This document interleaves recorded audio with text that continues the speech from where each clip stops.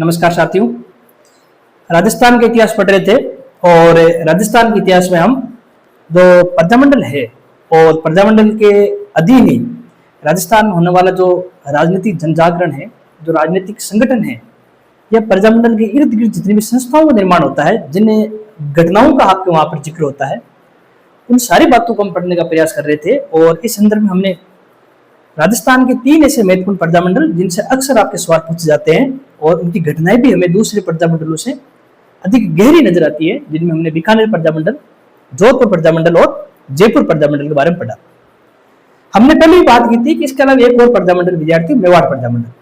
जितना समय हमें इन 4 प्रजामंडलों को पढ़ने में लगता है, उतना समय फिर आपके अन्य प्रजामंडलों पढ़ने में लगेगा, क्योंकि ये जो 4 स्वतंत्र रहने वाली रियासतें हैं एकीकरण के समय, उनके संदर्भ में घटनाएं ज्यादा हैं, उनके संदर्भ में आपके चीजें भी उस समय ज्यादा हमें घटित होती नजर आती है, तो इसलिए उनको पढ़ने में समय भी लगता है।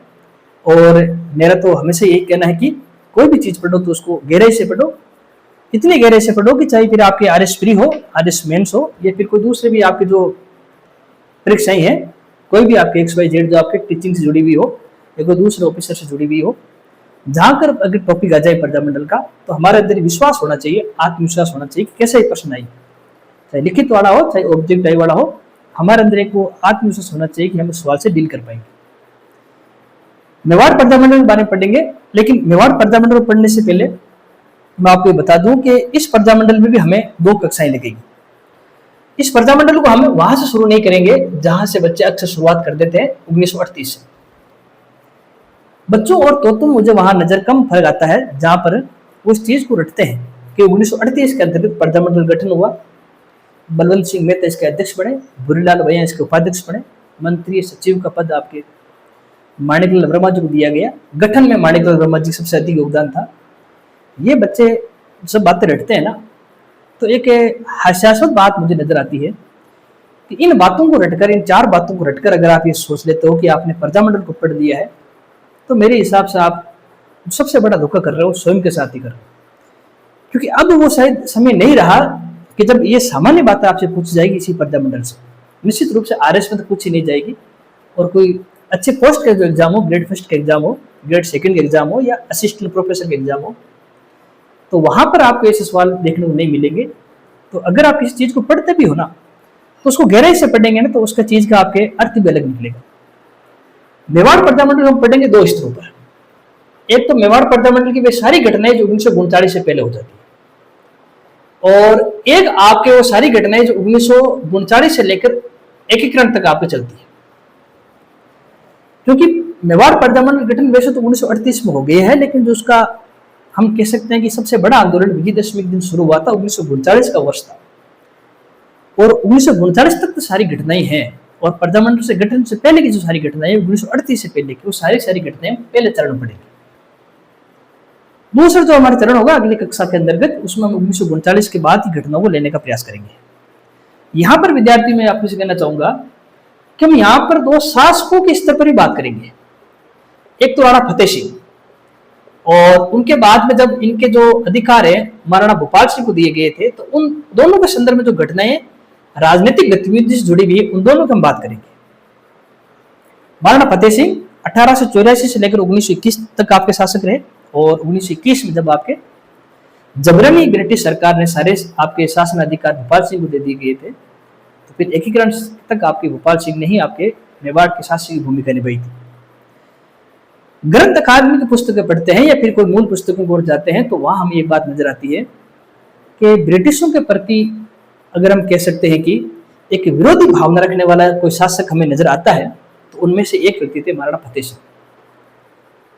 महाराणा फतेह सिंह के बारे में कहा जाता है कि इनके अंदर भी ब्रिटिश विरोधी भावनाएं थी, लेकिन संधि और समझौतों से बंधे हुए थे, इसलिए खुलकर सामने नहीं आते। जैसे मेवाड़ के अंतर्गत आप देखेंगे, इनसे पहले 1878 के अंतर्गत उदयपुर और चित्तौड़ के बीच में रेलवे मार्ग के निर्माण के लिए ब्रिटिशों से आपके समझौता हो रखा था। लेकिन महाराणा फतेह सिंह को ऐसा लगा कि समझौता उनकी रियासत के अनुकूल नहीं है, उनको अलग तरीके से प्रभावित कर सकता है ये समझौता, तो एक समय पर उन्होंने इस समझौते को रद्द कर दिया था। आपको जानकर आश्चर्य होगा, उन्होंने उन सारे आपके अधिकारियों को बर्खास्त करने का काम किया जो ब्रिटिशों के समर्थक थे। मेहता पन्ना लाल इनके सलाहकार, और इन्होंने उस सलाहकार को हटा दिया और क्रांतिकारियों से जुड़े हुए, राजनीतिक घटनाओं से जुड़े हुए हमारे स्वतंत्रता सेनानी श्यामजी कृष्ण वर्मा, इन्होंने अपना सलाहकार नियुक्त किया। ये बहुत बड़ी घटना थी जहां पर ब्रिटिश समर्थित पदाधिकारियों को हटाया जा रहा है और एक क्रांतिकारी गतिविधि से जुड़े हुए एक लोकतांत्रिक संस्थाओं में विश्वास करने वाले व्यक्तित्व को अपना सलाहकार बनाया जा रहा है।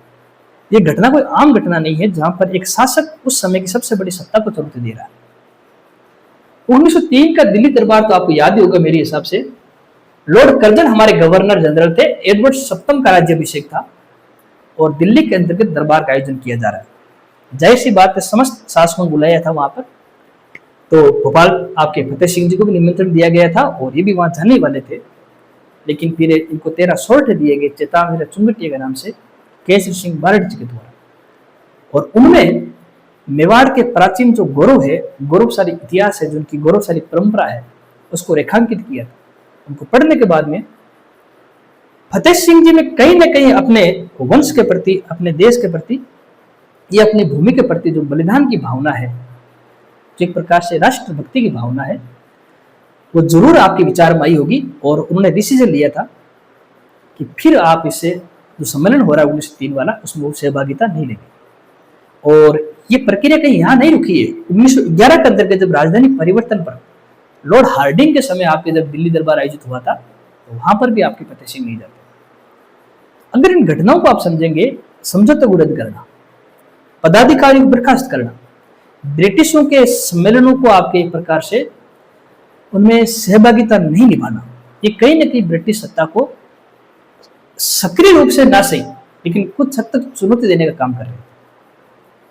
एक बात आपको पता होगी, गोविंदपुर हत्याकांड हुआ था 1923 में। मुझे पता है जब आप प्रजामंडल आंदोलन पढ़ते हैं तो इन सारी घटनाओं को आप भूल जाते हो, कहीं नहीं पढ़ते, लेकिन आपको समझना पड़ेगा कि 1938 में प्रजामंडल एक दिन में तो बना नहीं था। 1938 में प्रजामंडल को बनने से पहले भी कई सारी घटनाएं हुई है। वो घटनाएं इसलिए हो पाई है क्यों ना कहीं मेवाड़ के जो शासक है वो ब्रिटिशों से असहमति रखते थे और इस सहमति का लाभ कहीं ना कहीं इस यहाँ के जन नेताओं ने उठाया था और फिर उन्होंने धीरे धीरे मेवाड़ के अंतर्गत राजनीतिक संगठनों का निर्माण किया था। खैर 1923 के अंतर्गत विद्यार्थियों जो आपके बेंगू किसान आंदोलन है, उस समय एक आप घटना हुई थी गोविंदपुर हत्याकांड।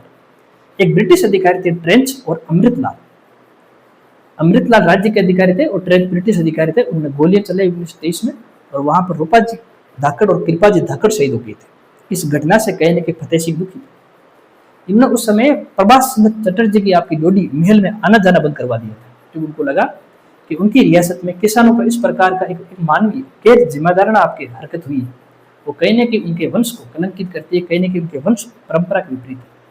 तो यहाँ पर आप देख रहे हैं कि गोविंदपुर हत्याकांड पर भी प्रतिक्रिया दी है आपके महाराणा फतेह सिंह, और ये भी एक प्रकार से एक उस समय की बड़ी घटना थी। इसीलिए पॉलिटिकल एजेंट माइंस ने कहा था कि भविष्य में अगर राष्ट्रवाद के लिए या ब्रिटिशों के विरुद्ध लोग एकत्रित होंगे तो उसका केंद्रीय बिंदु दिल्ली नहीं मेवाड़ होगा, क्योंकि वो जानते थे कि फतेह सिंह कहीं न कहीं राष्ट्रवादी घटनाओं से पूर्णतः समर्थित न हो, लेकिन कहीं न कहीं उनके मन में भावना जरूर है कि वो ब्रिटिश सत्ता से आपके मुक्त हो जाए।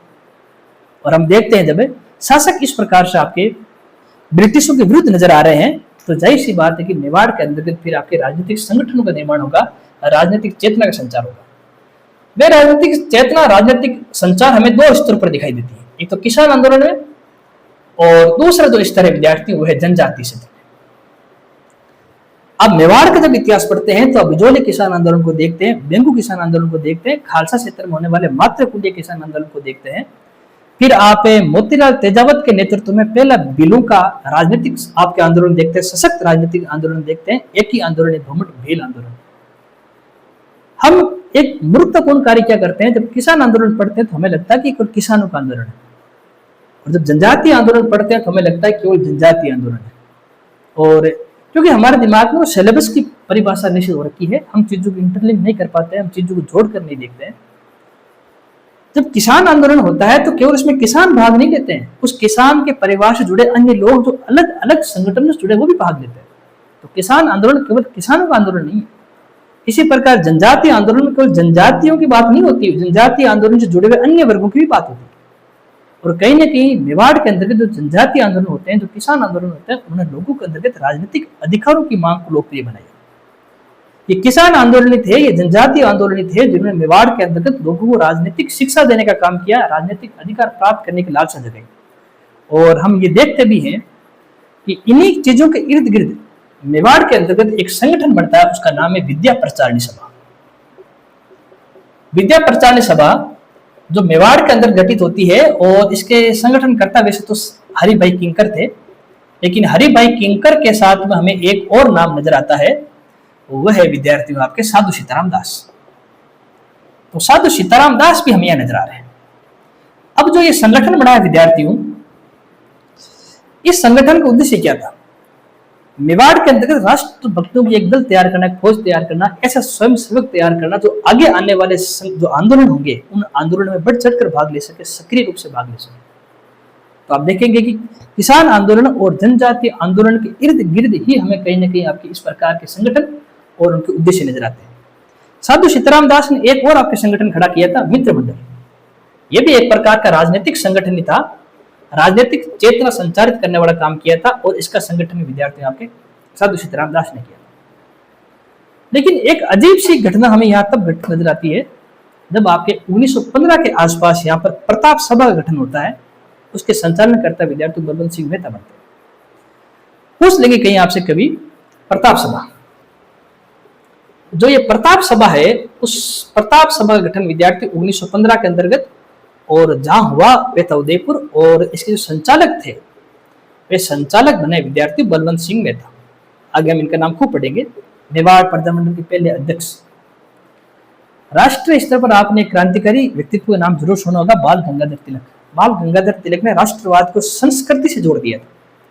उन्होंने पूना के अंदर, महाराष्ट्र के अंतर्गत शिवाजी महोत्सव और गणेश महोत्सव का प्रारंभ किया ताकि लोग सांस्कृतिक कार्यक्रम एकत्रित हो, और उस एकत्रित हुई भीड़ में, उस एकत्रित हुए लोगों के अंतर्गत राष्ट्रवाद का विचार प्रसारित किया जा सके। और वैसा ही काम हमें यहाँ पर प्रताप सभा के द्वारा किया हुआ नजर आ रहा है। जब आप उन चीजों को ढूंढने का प्रयास करते हो, प्रताप सभा ने ही एक प्रकार से इसी के नेतृत्व में मेवाड़ के अंतर्गत प्रताप जयंती मनाना प्रारंभ हुआ।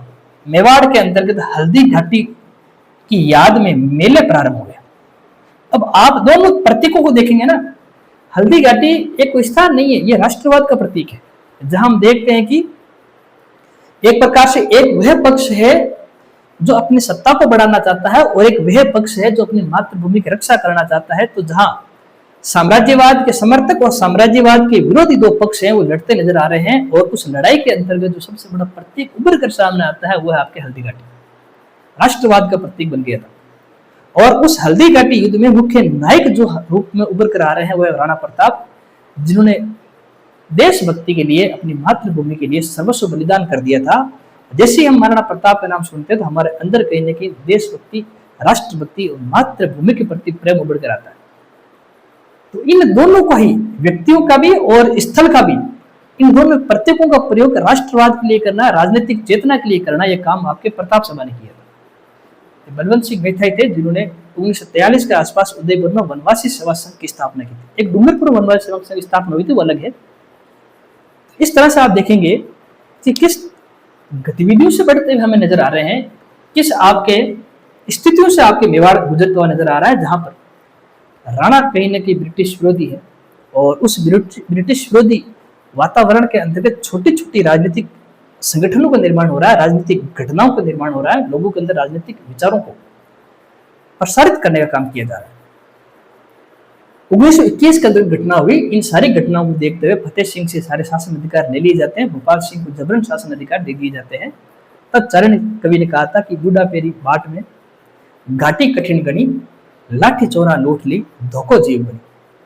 जैसे भोपाल सिंह जी राणा फतेह सिंह के बुढ़ापे के सहारे थे, लेकिन अंग्रेजों ने अपनी राजनीतिक चतुराई दिखाते हुए दोनों के अंदर फूट डाल दी, दोनों के अंदर संदेह उत्पन्न कर दिया, और जिनको बुढ़ापे का सहारा बनना था वही व्यक्तित्व आपके बुढ़ापे के अंतर्गत एक प्रकार से विरोध करता हुआ नजर आ रहा है। इसलिए कहा था कि बूढ़ा पेरी बाट में घाटी कठिन गणी और लाठी चोरा लूट ली, धोखा जीव गई। घटनाएं पढ़ी आप, इन सारी घटनाओं का अपना एक अलग ही नजरिया है। 1938 ही मेवाड़ प्रजामंडल नहीं है, 1938 से पहले होने वाली घटनाएं भी मेवाड़ प्रजामंडल का ही एक भाग है। आप जब मेवाड़ का इतिहास पढ़ते हैं तो वहां बिजोली किसान आंदोलन पढ़ते हैं, और बिजोली किसान आंदोलन के दूसरे चरण का जो आपके नेतृत्व किया था विजय सिंह पथिक ने। जब 1923 के आसपास गिरफ्तार हो जाते हैं, 1927 में रिहा किया जाता है, उस समय टैक्स की दर काफी ऊंची हो गई थी। तो किसानों ने आपके जो पथिक जी से एक सलाह मांगी थी, क्या किया जाए। पथिक जी ने कहा था कि टैक्स को कम करने का एक ही तरीका है, अपने जमीन के सारे पट्टे वापस सरकार को लौटा दो। जब पट्टे लौटा देंगे, जमीनों पर आपकी खेती नहीं होगी, जब कुछ आपके बोया नहीं जाएगा तो राजस्व कहां से मिलेगा, सरकार को, शासन को आर्थिक हानि होगी, तो जाहिर सी बात है वो हार मान जाएगी और टैक्स दर कम कर देगी। पर ऐसा हुआ नहीं। वो पट्टे महाजनों ने खरीद लिए, बड़े बड़े जागीरदारों ने खरीद लिए, बड़े बड़े जमींदारों ने खरीद लिए। तो एक प्रकार से किसान है भूमिहीन हो गए। और उसके बाद हम कहते हैं कि जो किसान आंदोलन, बिजोले किसान आंदोलन, उससे वह व्यक्ति जुड़ता है जो हमें मेवाड़ के अंतर्गत राजनीतिक घटनाक्रम का केंद्रीय बिंदु नजर आता है, और वह व्यक्तित्व विद्यार्थी माणिकलाल वर्मा। 1931 में किसानों की मांगों को लेकर उन्होंने मेवाड़ के अंतर्गत एक बहुत बड़ा संगठन खड़ा किया, बहुत बड़ा आंदोलन खड़ा किया। और उस आंदोलन के दौरान ही गिरफ्तारी हो जाती है। तब विद्यार्थी उस आंदोलन को आगे बढ़ाने का काम साधु सीताराम, माफ कीजिए, आपके हरिभाऊ उपाध्याय जी ने किया था। तो यहाँ 1931 के आसपास हमें माणिकलाल वर्मा जी की सहभागिता कहने की नजर आ रही है। एक प्रकार से उनकी पृष्ठभूमि तैयार हो रही है मेवाड़ की राजनीति के अंदर। 1932 में हम देखते हैं कि पीपली घाट नामक स्थान पर भी एक विशाल सम्मेलन होता है, विशाल धरना प्रदर्शन होता है मेवाड़ की सरकार के खिलाफ। लेकिन सबसे अचंभित करने वाली बात यह है, जो हम नहीं पढ़ते हैं, 1930 के अंतर्गत राष्ट्रीय स्तर पर एक घटना घटित होती है जिसको हम बोलते हैं से विनय अवज्ञा आंदोलन। सामान्य भाषा में बोले तो हम इसके लिए एक और शब्द इस्तेमाल करते हैं, आपके नमक सत्याग्रह। और क्या कभी आपने जानने का प्रयास किया कि इस नमक सत्याग्रह में भी हमें मेवाड़ प्रजामंडल की सहभागिता नजर आती है। मेवाड़ से कई सारे आपके जन नेता थे, मेवाड़ के से कई सारे आपके लोकप्रिय व्यक्तित्व थे जिन्होंने विद्यार्थियों यहाँ पर इस नमक सत्याग्रह में भाग लिया। जैसे चिमनलाल बोरदिया, जैसे आपके विद्यार्थी नरेंद्र पाल, श्री नारायण, जैसे आपके गोपीनाथ शर्मा, इसी तरह रंगलाल मारवाड़ी, ऐसे खूब सारे व्यक्तित्व हैं जिन्होंने इस आंदोलन में भाग लिया था। और मुझे ऐसा लगता है कि भविष्य में कहीं ना कहीं ऐसा सवाल आपके जरूर बनने की संभावना रहेगी जब पूछा जाएगा कि 1929-1930 के नमक सत्याग्रह में राजस्थान की रियासतों का क्या योगदान था, या मेवाड़ का क्या योगदान था, या फिर वनडे एग्जाम में ऑब्जेक्टिव टाइप के प्रश्न पत्रों में पूछ लिया जाए तो कोई बड़ी बात नहीं। जैसे चिमनलाल बोरदिया, जैसे मैं कुछ नाम यहाँ लिख देता हूँ, आप अगर नोट करना चाहो तो नोट कर लेना। तो चिमनलाल बोरदिया है, इन्होंने विद्यार्थियों कहते हैं कि से विनय अवज्ञा आंदोलन में भाग लिया था, बाद में इनको गिरफ्तार कर लिया गया है। कांकरोली के श्री नारायण, कांकरोली के निवासी थे श्री नारायण, और इनके बारे में तो कहा जाता है कि जब ये इस आंदोलन में भाग ले रहे थे तो 3 बार ये घायल हुए थे। नरेंद्र पाल चौधरी, जिनको से विनय अवज्ञा आंदोलन के अंतर्गत बड़ौदा से गिरफ्तार किया गया था, इस बात का आप ध्यान रखेंगे। नरेंद्र पाल चौधरी है, इनको आपके से विनय अवज्ञा आंदोलन के अंतर्गत बड़ौदा से गिरफ्तार किया गया था। रंगलाल मारवाड़ी, इनको बंबई से गिरफ्तार किया गया था, इन्होंने भी भाग लिया था। तो जो रंगलाल मारवाड़ी है, इन्होंने भी आपके आंदोलन में भाग लिया है, और इनको जहां से गिरफ्तार किया गया वो स्थान विद्यार्थी आपके बंबई। मथुरा प्रसाद वैद्य, मथुरा प्रसाद ने भी आपके भाग लिया था, और इनको जहां से गिरफ्तार किया गया है वो स्थल विद्यार्थी कलकत्ता।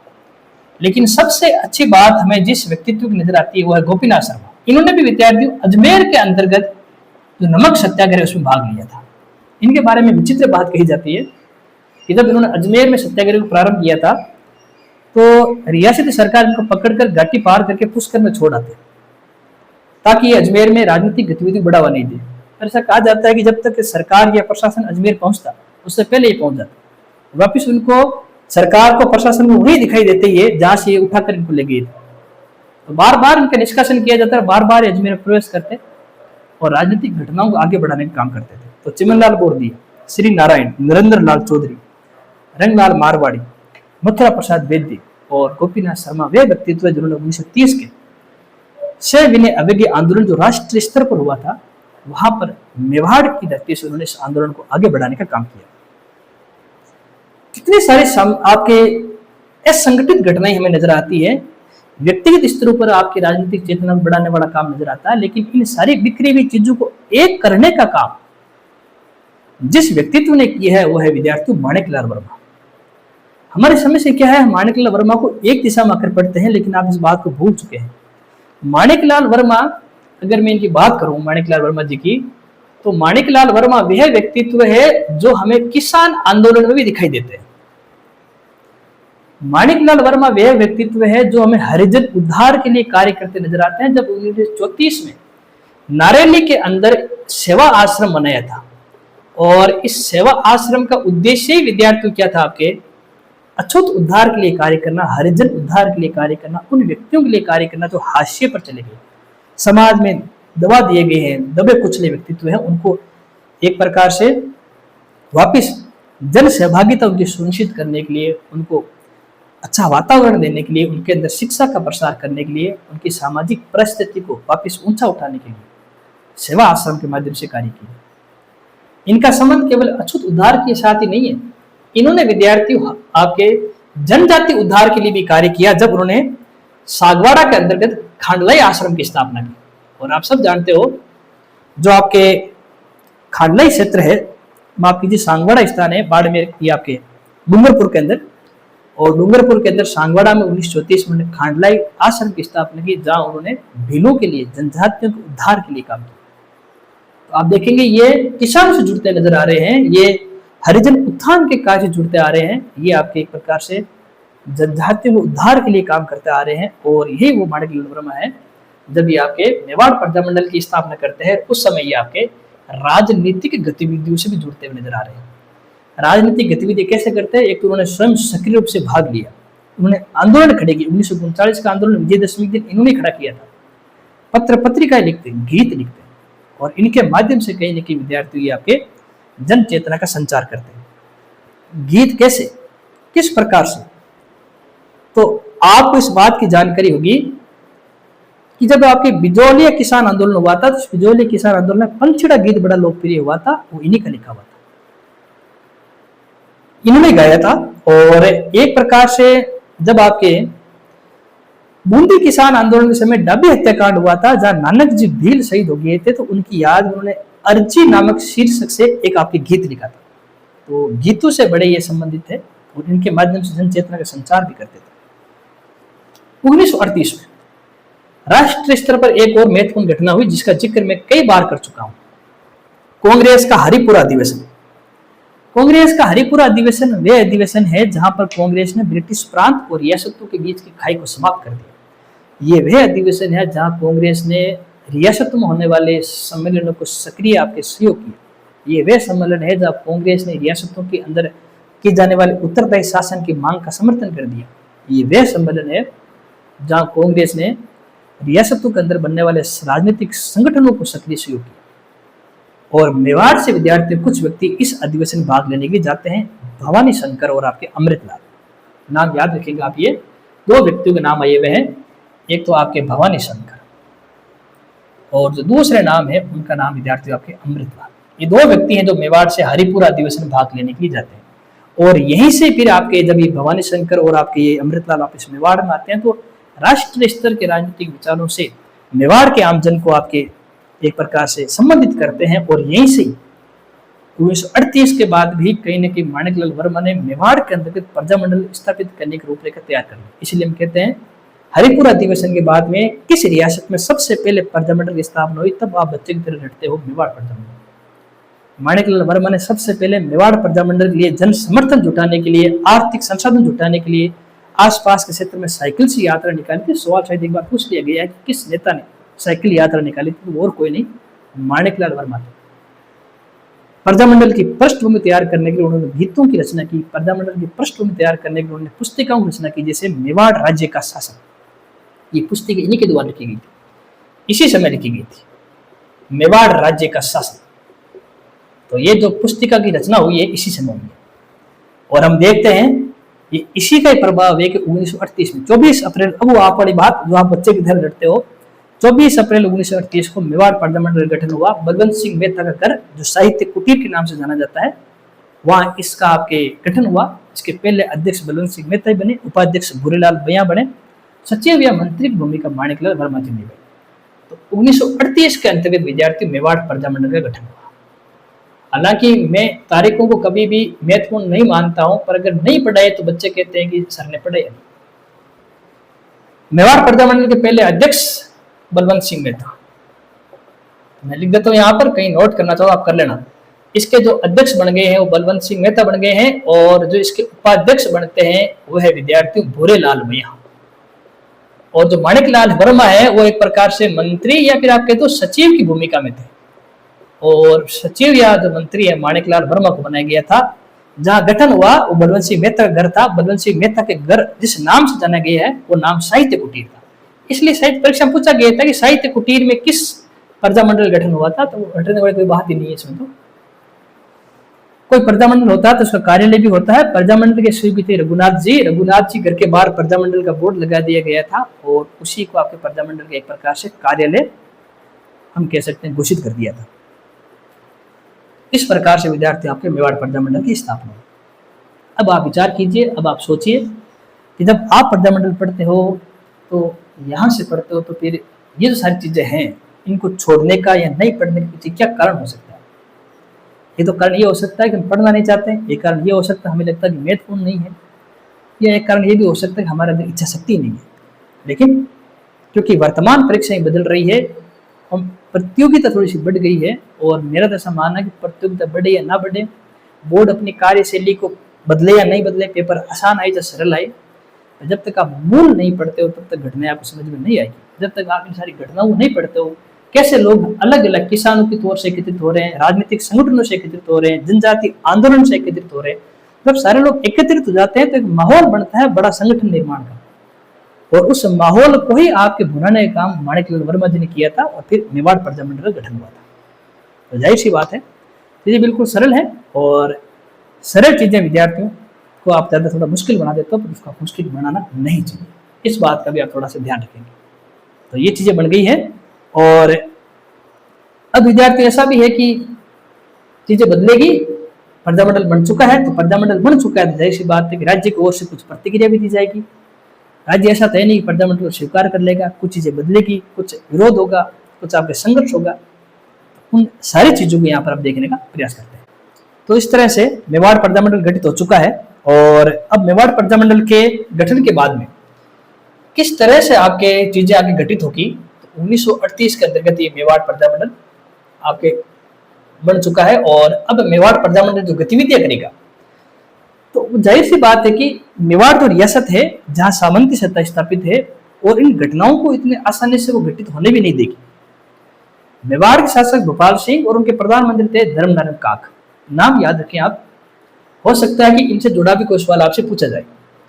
जो धर्मनारायण काक है ये थोड़े से आपके प्रतिक्रियावादी व्यक्ति हैं, एक तरह से स्वच्छचारिता व्यक्ति हैं, सामंती सत्ता के समर्थक व्यक्ति हैं, और जन आंदोलनों, लोकतांत्रिक संस्थाओं, लोकतांत्रिक मूल्यों में विश्वास ज्यादा नहीं करते। जैसे ही विद्यार्थियों आपके 1938 में इतनी बड़ी राजनीतिक संस्था का, इतने बड़े राजनीतिक संगठन का निर्माण हो चुका है मेवाड़ प्रजामंडल का, और उस समय के लोकप्रिय जो आपके जन नेता थे मेवाड़ के उससे जुड़ चुके हैं, तो मेवाड़ रियासत कोई शांति से बैठने वाला नहीं है, उनका प्रशासन शांति से बैठने वाला नहीं है। धर्मनारायण काक ने विद्यार्थियों सबसे पहले क्या किया, हम कह सकते हैं मेवाड़ प्रजामंडल सबसे पहले क्या किया, जो माणिकलाल वर्मा है उन्हीं को मेवाड़ से निष्कासित कर दिया, क्योंकि उनको पता था कि जो प्रजामंडल की अध्यक्षता भले बलवंत सिंह मेहता कर रहे हैं, लेकिन जैसे प्रजामंडल का जो केंद्र बिंदु है, या जो प्रजामंडल के नेतृत्व जो घटनाएं आगे होगी, राजनीतिक आंदोलन जो होंगे, उसकी जो केंद्रीय भूमिका है कहीं न कहीं विद्यार्थियों माणिकलाल वर्मा ही होंगे। तो माणिकलाल वर्मा को विद्यार्थियों एक प्रकार से गिरफ्तार करके मेवाड़ से निष्कासित कर दिया जाता है। इस निष्कासन से पहले माणिकलाल वर्मा ने एक बार महात्मा गांधी जी से वर्धा मुलाकात की थी। वर्धा में मुलाकात करके, क्योंकि उनको पता था कि जब आंदोलन अपने चरम पर होगा तो जाहिर सी बात गिरफ्तारी भी होगी, निष्कासन भी होगा, तो अपने पूरे उसके बाद अपनी योजना क्या हो, उन योजनाओं को लेकर वर्धा में महात्मा गांधी जी से उन्होंने मुलाकात की थी, भविष्य में होने वाली जो रणनीति उनको लेकर चर्चा भी की थी, और जैसा उनको आशा थी ठीक वैसा ही हुआ, इनको निष्कासित कर दिया गया। और जब माणिकलाल वर्मा निष्कासित हुए तो उस निष्कासन के दौर में जिस स्थान को उन्होंने अपने निवास के लिए चुना हुआ था अजमेर। और अब हमारे लिए एक महत्वपूर्ण प्रश्न यहाँ से बनता है कि जब माणिकलाल वर्मा ही मेवाड़ के अंदर नहीं रहे तो फिर मेवाड़ प्रजामंडल की सारी गतिविधियां कहां से होगी। अपने निष्कासन से पहले ही माणिकलाल वर्मा ने मेवाड़ प्रजामंडल से जितनी पुस्तिकाएं, जितनी पत्र, जितनी औपचारिक हम कह सकते हैं चीजें हैं, उन सब चीजों को स्थानांतर अजमेर कर दिया। तो एक प्रकार से जो मेवाड़ प्रजामंडल है, उस मेवाड़ प्रजामंडल का जो अस्थायी कार्यालय है, वो अस्थायी कार्यालय कहाँ स्थापित हो गया, आपके अजमेर में स्थापित हो गया। अब मेवाड़ प्रजामंडल जितनी भी घटनाएं औपचारिक रूप से हो रही है वो सारी सारी घटनाएं हमें कहां से नजर आएगी विद्यार्थियों? अजमेर से नजर आएगी। दूसरा ये काम किया गया सितंबर 1938 में मेवाड़ प्रजा मंडल को गैर कानूनी घोषित कर दिया। मेवाड़ प्रजा मंडल को सितंबर 1938 के अंतर्गत एक प्रकार से अवैध घोषित कर दिया गया, क्योंकि प्रशासन नहीं चाह रहा था कि किसी प्रकार की राजनीतिक संस्था का निर्माण मेवाड़ के अंदर हो। और जो सबसे यहाँ पर एक प्रकार से अनुचित कार्य किया गया, गैर जिम्मेदाराना कार्य हुआ, जो मेवाड़ प्रजा मंडल के जो उपाध्यक्ष थे जिनका नाम है भूरेलाल भैया, इनको गिरफ्तार कर लिया गया। और मेवाड़ के अंतर्गत हम कह सकते हैं मेवाड़ का काला पानी जिसको कहा जाता है, एक किला है सरड़ा का किला, वहां भूरेलाल भैया को आपको बंदी बना लिया जाता है, क्योंकि यहाँ की जलवायु रहने के अनुकूल नहीं है, प्रतिकूल जलवायु है, सैन्य की जलवायु नहीं है। इसलिए मेवाड़ का जो काला पानी जिस आपके स्थल को, जिस आपके जगह को कहा गया है, वह सरड़ा का किला, और सरड़ा के किले के अंतर्गत ही भूरेलाल भैया को एक प्रकार से बंदी बनाकर रखा जाता है। अब विद्यार्थी माणिकलाल वर्मा जब अजमेर में थे तो अजमेर में उन्होंने भविष्य की रणनीति किस प्रकार से आगे बढ़े, इसको लेकर विद्यार्थियों एक आपके पुस्तिका का प्रकाशन किया, मेवाड़ का वर्तमान शासन। हमने पहले ही बात की थी कि ये निरंतर आपके पुस्तिकाओं की रचना करते रहते थे ताकि आम जन तक सूचनाएं पहुंचा सके। तो मेवाड़ का वर्तमान शासक पुस्तिका का उनका प्रकाशन किया। मेवाड़ प्रजा मंडल पर किस प्रकार से रियासती सरकार से, रियासती प्रशासन से एक प्रकार से हम कह सकते हैं कि गैर जिम्मेदाराना जो व्यवहार किया जा रहा है, राजनीतिक संस्थाओं को दबाने का काम किया जा रहा है, उन सारी बातों खुलकर चर्चा की गई थी। और यह भी तय कर दिया गया था कि आने वाले समय में एक बहुत बड़ा आंदोलन मेवाड़ के अंदर शुरू किया जाएगा, और विजयदशमी के दिन चुना गया। विजयदशमी के दिन ही आपके फिर 1939 से मेवाड़ के अंतर्गत एक बहुत बड़ा आपके राजनीतिक आंदोलन खड़ा किया जाता है, और उस राजनीतिक आंदोलन में पुरुषों के साथ साथ महिलाओं की सहभागिता भी नजर आती है, जिसकी चर्चा हम आगे करेंगे। अब जब इतना बड़ा आपके आंदोलन आपके मेवाड़ में खड़ा हो रहा है और वो अजमेर संचालित किया जा रहा है, तो फिर से आपके मेवाड़ सरकार की ओर से प्रतिक्रिया दी जाएगी। सबसे पहले जैसे आंदोलन खड़ा हुआ तो राज्य की ओर से कई सारी प्रतिक्रियाएं दी गई हैं, कई सारे ऐसे काम किए गए हैं जो इस आंदोलन को रोकने का काम करेंगे। इस आंदोलन के दौरान जो सबसे पहले व्यक्ति गिरफ्तार हुए हैं उनका नाम है रमेश चंद्र। इनका सवाल शायद परीक्षा पूछा गया है, रमेश चंद्र व्यास, क्योंकि ये प्रजा मंडल से जुड़े हुए कुछ आपके पुस्तिकाओं का, कुछ साहित्यों का आपके ये वितरण कर रहे थे, उन साहित्यों का प्रचार कर रहे थे। और मेवाड़ सरकार ये नहीं चाहती थी कि कोई भी ऐसी घटना तो लोकतांत्रिक मूल्य से जुड़ी हुई हो मेवाड़ के अंदर प्रसारित हो। तो रमेश चंद्र व्यास को सबसे पहले इस आंदोलन दौरान गिरफ्तार कर लिया गया था। मेवाड़ का भाग विद्यार्थियों नाथद्वारा के अंतर्गत विद्यार्थियों में देखते हैं नरेंद्र पाल और नारायण दास इस आंदोलन के अंदर मुख्य भूमिका निभा रहे थे, और उन दोनों को भी गिरफ्तार कर लिया गया। एक तो आपके नारायण दास और उनके साथ विद्यार्थी नरेंद्र पाल। देखो नाम ऐसे हमने कभी सुना नहीं है, लेकिन जब आप मूल पुस्तकों को पढ़ते हैं तो वहां ये नाम अच्छी तरीके से बताई गई है। नाथद्वारा के अंतर्गत ये इस आंदोलन का नेतृत्व कर रहे थे, और इस आंदोलन के अंदर सहभागिता लेने के कारण ही नारायण दास और नरेंद्र पाल दोनों को गिरफ्तार कर लिया जाता है। मेवाड़ के अंतर्गत धारा 144 लागू कर दी जाती है ताकि कोई भी व्यक्ति आपके संगठित होता हुआ नजर नहीं आए। यहाँ पर विद्यार्थियों एक मार्मिक अपील मेवाड़ प्रजा मंडल द्वारा की गई थी। मेवाड़ प्रजा मंडल मेवाड़ वासियों से एक अपील, इसका आप थोड़ा ध्यान रखेंगे। एक पर्चा जारी किया गया था, उस पर्चे का शीर्षक था मेवाड़ प्रजा मंडल, और आगे लिखा हुआ था आपके मेवाड़ वासियों से अपील, और मेवाड़ वासियों से अपील। और इस पर्चे के माध्यम से आम लोगों को इस आंदोलन से जोड़ने की अपील की गई थी। तो मेवाड़ प्रजा मंडल मेवाड़ वासियों से एक अपील, पर्चा 1939 का जो ये राजनीतिक घटनाक्रम होता है, इसी घटनाक्रम दौरान देखने को मिलता है। और हम देखा था ऐसी पुस्तक भी हुई थी मेवाड़ का वर्तमान शासन। अब विद्यार्थियों इसका लाभ क्या हुआ कि इस 1939 के आंदोलन में पुरुषों के साथ हमें महिलाओं की सहभागिता दिखाई देती है। अब महिलाओं की सहभागिता कैसे, आप देखेंगे माणिकलाल वर्मा की पत्नी नारायण देवी वर्मा, इनकी पुत्री स्नेहलता, इसके अलावा प्यारचंद विश्नोई की पत्नी विद्यार्थी भगवती देवी ने यहाँ पर गिरफ्तारी देने का काम किया। तो कई बार परीक्षा में महिलाओं से जुड़े प्रश्न पूछते हैं तो वहां पर हमारे लिए महत्वपूर्ण हो जाएगा। महिलाओं में सबसे पहले हम देखते हैं नारायण देवी। आप नारायण देवी आपके माणिकलाल वर्मा की पत्नी है, और इन्हीं की आपके पुत्री विद्यार्थी स्नेहलता, इन्होंने गिरफ्तारी दी। और इसके साथ विद्यार्थी प्यारचंद विश्नोई की पत्नी भगवती देवी, इन्होंने भी गिरफ्तारी दी थी। तो आप देखेंगे कई बार कुछ महिलाओं के नाम दे दिए जाते हैं और आपसे पूछ लेते हैं कि उपरोक्त महिलाओं का संबंध किस प्रजामंडल आंदोलन से है। हम देखेंगे आगे रमेश चंद्र की पत्नी रमा देवी ने भी आंदोलन में भाग लिया था, वो हम आगे बात करेंगे उसकी ओर। और इस प्रकार से विद्यार्थियों जब ये आंदोलन खड़ा हुआ था तो उस आंदोलन के अंतर्गत जो कार्य हुए हैं, जो प्रतिक्रिया देखने को मिली है, और महिलाओं की यहाँ पर हमें सहभागिता नजर आई है। क्योंकि मेवाड़ के अंतर्गत मेवाड़ प्रजामंडल को आपके अवैध घोषित कर दिया था और मेवाड़ प्रजामंडल के अस्थायी कार्यालय अजमेर में खोल दिया था। लेकिन इसके बावजूद भी कुछ आपके प्रवासी मेवाड़ी थे जिन्होंने इस मेवाड़ प्रजामंडल की महाराष्ट्र के अंतर्गत 4 शाखाएं खोली। आप देखते हो बॉम्बे, जलगांव, नागपुर, अकोला जैसे स्थानों पर मेवाड़ प्रजामंडल की शाखाएं खोल दी गई, और इन शाखाओं का नाम जरूर आपको याद रखना है। जो शाखाएं खोली गई थी, जैसे एक शाखा खोली गई थी नागपुर में, एक थी विद्यार्थी आपके जलगांव में, एक शाखा आपको मुंबई में, और नागपुर होगी, जलगांव होगी, इसके बाद में मुंबई हो गया, और इसके साथ विद्यार्थी चौथी शाखा थी आपके, वो थी आपके अकोला। इस तरह से आपके जो 4 शाखाएं हमें यहाँ स्थापित नजर आती है। नाम याद है ठीक है, लेकिन एक दो बार ध्यान रखना ऐसे कि कई बार पूछ लेते हैं कि मेवाड़ प्रजामंडल की शाखाएं बाहर कहाँ स्थापित की गई, जैसे हम कहते हैं बीकानेर प्रजामंडल। तो बीकानेर प्रजामंडल की शाखा हम देखते हैं बाद में कलकत्ता के अंदर भी स्थापित हुई थी। ठीक इसी तरह जो इसकी 4 शाखाएं हैं, नागपुर के अंतर्गत, जलगांव के अंतर्गत, मुंबई और अकोला, यहाँ पर आपके मेवाड़ प्रजामंडल की आपकी 4 शाखाएं आपकी खोली गई थी।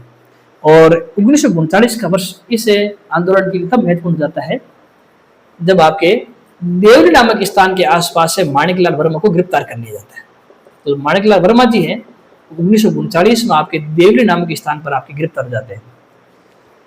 इनकी गिरफ्तारी को लेकर उस समय बड़ी रोचक प्रश्न फैले हुए थे कि इनको जब गिरफ्तार किया गया था तो पहले उदयपुर सेंट्रल जेल में रखा गया था, बाद में कुंभलगढ़ के किले में आपको बंदी बनाया गया था।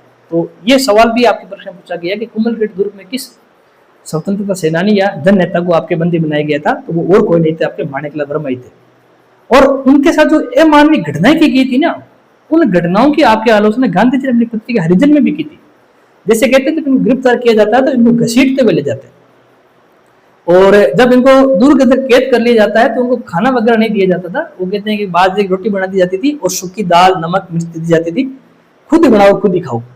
और पीने का पानी लेने के लिए उनको 2 मील की दूरी तय करनी पड़ती थी। एक रोचक घटनाक्रम भी बताया गया है कि इनको समय समय पर इनके सारे वस्त्र उतार दिए जाते थे और नग्न अवस्था में उनको खंभे से बांध दिया जाता था और बांध कर छोड़ दिया जाता था। इस प्रकार की मानवीय यातनाएं हमारे ये जन नेता माणिकलाल वर्मा ने सहन की। कोई भी जन नेता व्यक्ति जब बढ़ता है तो जाहिर सी बात है वो कई सारे कठिन आपकी स्थिति से गुजरता है, और उन स्थितियों से गुजरते हुए हमें नजर आ रहे हैं माणिकलाल वर्मा। केवल माणिकलाल वर्मा ही कठिन स्थितियों से नहीं गुजर रहे हैं, उनके साथ में उनके परिवार भी इन स्थिति से गुजरता हुआ नजर आ रहा है। उनकी सहभागिता भी हमें इस आंदोलन नजर आ रही है। व्यक्तिगत स्तर पर नहीं, पारिवारिक स्तर पर हम देखेंगे तो इन्हीं की पत्नी विद्यार्थी नारायण देवी भी आपकी गिरफ्तार हो रही है, इनकी पुत्री स्नेहलता भी आपकी गिरफ्तार हो रही है। तो आप देखेंगे कि एक व्यक्ति ने किस प्रकार से मेवाड़ के अंतर्गत राजनीतिक चेतना का संचार करने के लिए अपने परिवारों को बलिदान करने का काम किया है। उनकी आपकी एक प्रकार से जो अधिकार हैं, एक तरह से जो पारिवारिक जो आपकी जिम्मेदारियां हैं, उनको दरकिनार करते हुए आम लोगों के लिए उन्होंने किस प्रकार से यातनाएं सही है, आम लोगों के लिए किस प्रकार से काम किया है, तो वो चीज हमें विद्यार्थी माणिकलाल वर्मा और उनके परिवार से हमें सीखने को मिलता है। तो इस तरह से विद्यार्थी 1939 के अंतर्गत माणिकलाल वर्मा विद्यार्थी आपके गिरफ्तार हो जाते हैं। यहाँ पर विद्यार्थी जब माणिकलाल वर्मा गिरफ्तार होते हैं तो प्रजामंडल कहीं ना कहीं आर्थिक कठिनाइयों के दौर से गुजर रहा था। तो प्रजामंडल की आर्थिक स्थिति कैसे मजबूत की जाए, इसके जिम्मा अब आपके विद्यार्थी नारायण देव वर्मा ने उठाया। नारायण देव वर्मा ने क्या किया, गणपत लाल, ये नाम थोड़ा सा ध्यान रखना, नारायण देव वर्मा ने विद्यार्थियों गणपत लाल के साथ मिलकर आपके चंदा एकत्रित करने का काम किया ताकि मेवाड़ प्रजामंडल की आर्थिक स्थिति को सुधारा जा सके। और इसी दौरान इनका सहयोग प्यारचंद बिश्नोई की पत्नी विद्यार्थियों भगवती सर, और इसके बाद में हमने अभी बात की थी जो रमेश चंद्र है उनकी पत्नी रमा देवी, उन्होंने भी सहयोग किया था। तो जो भगवती देवी है, जो आपकी रमा देवी है, उनका सहयोग भी आर्थिक संसाधन जुटाने के लिए नारायण देवी के लिए सहयोग नजर आ रहा है, और उसमें जो गणपत लाल है उनका सहयोग भी हमें नजर आता है। 1939 में ही जब आपके मेवाड़ के अंदर अकाल पड़ जाता है तो नारायण देवी की मुलाकात आपके जेल के अंदर माणिकलाल वर्मा से होती है, और माणिकलाल वर्मा से वो आपके एक प्रकार से सलाह मांगते हैं कि हमें भविष्य में क्या करना चाहिए। तो वो सलाह उस समय ये दी जाती है कि उस समय अकाल पड़ गया है तो हमें अकाल राहत कार्य करना चाहिए। तो उस समय नारायण देवी ने फिर से आगे आकर काम किया। उन्होंने नंदलाल जोशी के साथ मिलकर, नाम थोड़ा सा आप याद रखना, नारायण देवी और देखो नाम खूब सारे हैं, तो नारायण देवी और नंदलाल जोशी, कुछ नाम तो कई बार मैं भी भूल जाता हूं जैसे, तो आप 2-3 बार पढ़ो कि चीजें आपको याद हो जाएगी। नारायण देवी के साथ नंदलाल जोशी, और उन्होंने अकाल राहत समिति का निर्माण किया था। इस बात का आप ध्यान रखेंगे, अकाल राहत समिति गठित की थी। तो यहां आप ध्यान रखेंगे, नारायण देव वर्मा ने केवल एक स्तर पर कार्य नहीं किया, आंदोलन में भाग लेकर तीसरी कर दी, नहीं, वो सक्रिय भाग भी ले रही है, अपनी गिरफ्तारी भी दे रही है। राजनीतिक रूप से संगठन को, आंदोलन को मजबूत करने के लिए, प्रजामंडल को मजबूत करने के लिए आर्थिक संसाधन भी जुटा रही है और अकाल राहत कार्य के लिए दूसरे नेताओं से कंधे से कंधे मिलाकर अकाल राहत समिति जैसे संगठनों का निर्माण भी कर रही है। इसलिए मेवाड़ प्रजामंडल में नारायण देवी जी का जो आपके योगदान है वो अविस्मरणीय है। इस बात का भी आप ध्यान रखेंगे। तो कई बार परीक्षा में कथन वाले सवाल आते हैं, सेंटेंस वाले सवाल आते हैं, जिसमें अगर मान दे दिया गया नारायण निम्नलिखित में से कौन सी घटनाएं या कौन से वक्तव्य नारायण देवी से जुड़े हुए हैं या नहीं जुड़े हुए हैं, तो वहां जो सेंटेंस बेस्ड प्रश्न आते हैं तो उस समय हमें इन सारी घटनाओं का एक याद नहीं रहे तो कम से कम उनका हमें दिमाग अंदर का एक जिक्र तो हमारे अंदर होना चाहिए कि भाई इनसे जुड़ा अगर कोई सवाल आएगा तो उस सवाल को हम आसानी से कर पाएंगे।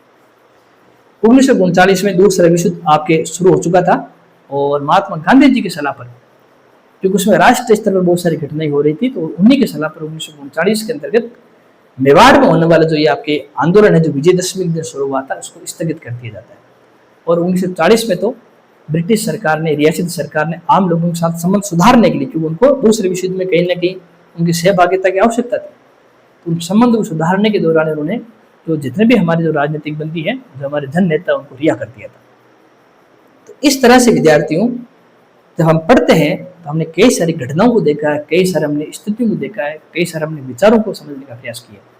तो जो इस क्लास में हमने एक प्रकार से जो फतेह सिंह का काल है, और उस फतेह सिंह के काल से हमें समझने शुरुआत की कि कैसे फतेह सिंह जी के मन में ही ब्रिटिश विरोधी भावनाएं देखने को मिल रही है, कैसे उनके समय में असंगठित रूप से सही लेकिन कई सारे हमें घटनाएं दिखाई दे रही है, कई सारे संगठन बन रहे हैं, विद्या प्रचार सभा बनी, मित्र मंडल बना, प्रताप सभा बनी, फिर धीरे धीरे आगे घटनाएं बढ़ती गई। नमक सत्याग्रह में कई सारे में जन नेता भाग लेते हुए नजर आते हैं, और उसके बाद में संगठन को व्यवस्थित करने के लिए, आंदोलन को संगठनात्मक रूप से चलाने के लिए मेवाड़ प्रजामंडल किस प्रकार से गठित हुआ, कैसे नेताओं की गिरफ्तारियां हुई, फिर कैसे आपके 1939 में एक लंबा दौर चला आपके आंदोलन का, और 1940 तक वो दौर चलता रहा, और दौर तब समाप्त हुआ जब गिरफ्तार किए गए हमारे व्यक्तित्व फिर से आपने रिहा किया था। तो इतनी सारी बातें हमने पढ़ी है, फिर भी अभी हमारे मेवाड़ प्रजामंडल की सारी अभी बातें पूर्ण नहीं हुई है। जो हमारी अगली कक्षा है, उस अगली कक्षा में 1940 से लेकर मेवाड़ का भारतीय संघ में, हम कह सकते हैं राजस्थान के एकीकरण के संबंध जो प्रक्रिया होती है, उन सारी बातों को हम समझने का प्रयास करेंगे। तब जाकर हम कह सकते हैं कि हमने मेवाड़ प्रजामंडल को कहीं ना कहीं सही तरीके से, उचित मार्ग से पढ़ने का प्रयास किया। इस तरह से आप पढ़ेंगे, चीजें आपके लिए और बेहतर होती जाएगी। कैसे ही प्रश्न आए, चाहे वो प्री के अंदर आए, चाहे मेंस के अंदर आए, चाहे तो अदर आपके कोई दूसरा प्रतियोगिता परीक्षा की तैयारी कर रहे हो, हर संबंध में कहीं ना कहीं आप उत्तर देने की स्थिति में रहेंगे। तो आप इन चीजों को पढ़िए। अगली कक्षा में हम इसी बात को आगे बढ़ाएंगे। तब तक के लिए धन्यवाद।